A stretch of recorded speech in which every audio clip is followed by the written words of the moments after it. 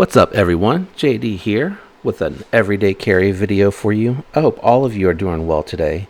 Today I'm excited to do a new knife unboxing. I picked up a knife here, as you can see, from Civivi, and I wanted to add this to my everyday carry for my office slash gentleman's carry, whichever you prefer. So let's go ahead and break into the box and take a look at what we have here. All right.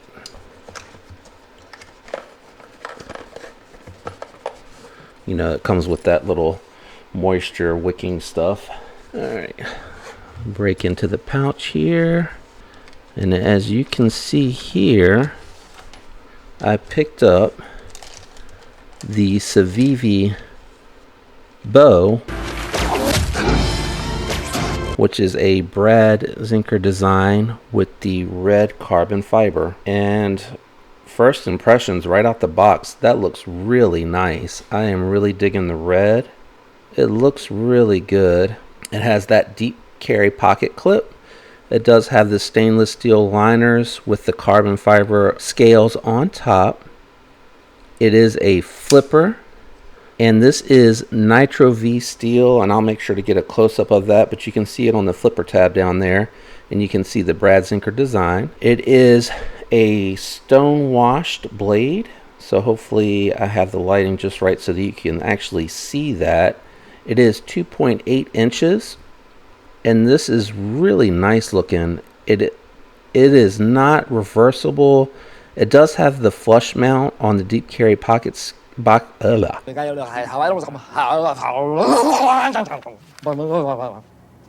the deep carry pocket clip, but it is not inset, so the actual, it looks like pocket clip is riding on top of the scales, so hopefully you can see that really well. I'm not a big fan on the small knives of this pocket clip because you can see it just kind of digs into the palm, and I kind of wish they'd just come up with a different design for their smaller knives for this. I think with the larger size ones, it's okay because you have a little bit of room on those for me to move around just a touch to kind of get it to sit in between the fingers, as opposed to it, I have to come way up on it for it to really fit. It does fit all 4 fingers, which I really appreciate. It is on caged ball bearings, so pretty smooth. It's going to need a little bit of a break-in, I'm sure. The action's really good. That carbon fiber looks really, really nice. Damn! So I did want to just give a quick comparison of a couple of other office carry knives that I'm going to be rotating with this one.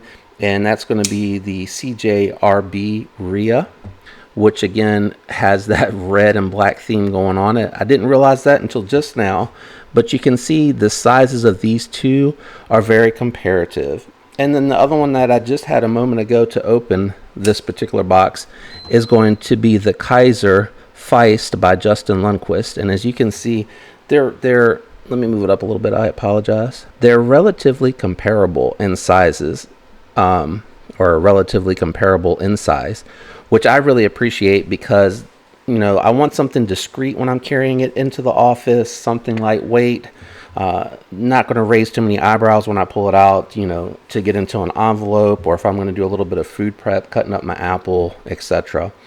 Now, I do really like the fact that they offered this one because I had picked up the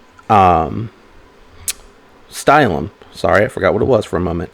I did pick up the Stylum, and I spent a little bit of time with it, but I really just found that I did not like the slip joint. It felt a little insecure for me, or it didn't feel secure for me, however you say that. But I want the liner lock because I just want to know that the knife is going to be locked in place once it's deployed, and then I make the decision of when it comes unlocked and put away, when it's folded to be put up, knowing that it's not going to really be an issue. I'm not going to have to worry about my fingers, etc. And this is a really good size. I wasn't sure on paper if it was going to be really good, but it's not just a straight pen knife. It does have a little bit of a contour to it, which I really do appreciate. It makes it a little bit nicer because it comes down to the pinky, which allows for a little bit more confidence in the grip. Oh, the jimping's a little weird. It's almost flush to where, and I don't know if you can see that in the video, but it's almost to the point where you really don't get any grip. And you're not going to be doing, I don't think anyone's going to buy this knife and think that they're going to be doing a heavy cut, but it's almost non-existent. It's a little too far back. I think if they would have moved it up just a touch, that would have been nice if you wanted to do a little bit of precision cutting. You know, I haven't really done any of that with these type of knives. But let me give you some comparison to some big knives. Let me move this out of the way a little bit. We're going to start out with my Benchmade bug out with the titanium scales and the jade, which is a decent sized knife, a little bit smaller, lightweight, very thin profile. And then I got my Doug Rudder back from Hogue, and they replaced the Omega spring that had broke on that.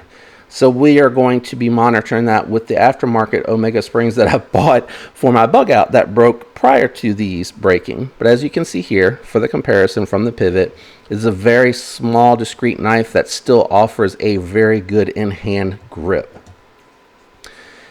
Really quick, while I have the bug out here, I want to go ahead and let you get a profile comparison.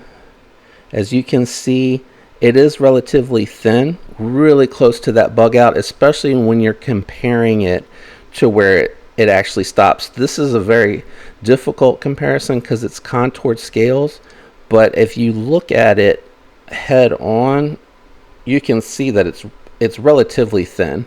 I know that's a little bit difficult to convey because the contoured scales on the bug out. Two other knives that I like to do comparisons with: the Para 3 with my Pacific Suns hardware in blue. As you can see here, the Para 3, as I've mentioned in numerous other videos, gives really good in-hand grip. It's really full grip with being a 3-inch blade. And you guys are going to probably be surprised, but I recently swapped out my scales again on my paramilitary. As you can see here though, the Civivi Bo, relatively small in comparison, but it does still give, for me at least, the full 4-finger grip. And the cutting edge is pretty impressive when you take into consideration that the Para 3 is a little bit of a larger knife. The actual bow gives you a little bit more cutting edge, so keep that in mind. Let's go ahead and do some profile comparison with these knives in case this is something that you're more familiar with. As you can see here, it's just a touch thinner than the Para 3, and the paramilitary 2 with the jade is pretty much going to be the same situation, so I'm not going to bother too much with that carry. So what are some companion carries that I'm using with the bow? I am carrying my Redeemed Creations wallet, and I am also carrying my Farmer X loadout from Victorinox in the red, which I think looks really good. My Fisher Space Pen, kind of running out of room here, and my Rovivon flashlight in the pocket organizer. But if I am going minimalist, I will probably just carry this knife with the Gerber dime. So that's kind of my loadout. Initial impressions, the knife is really nice. I really do like it. It feels very light in hand.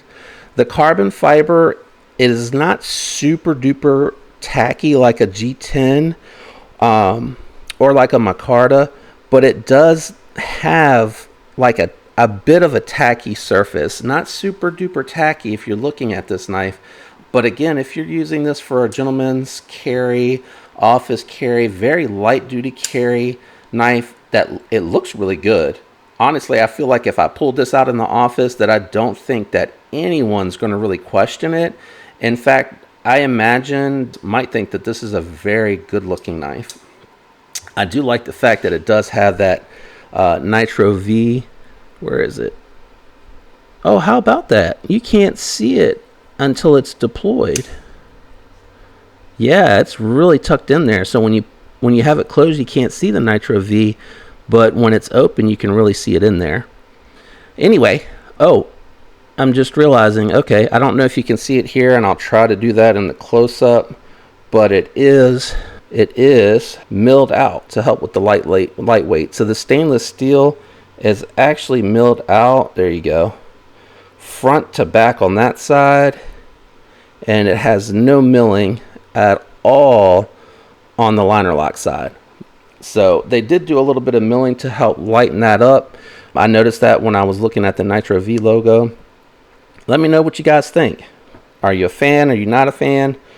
Thanks for tuning in, guys. I appreciate all the support.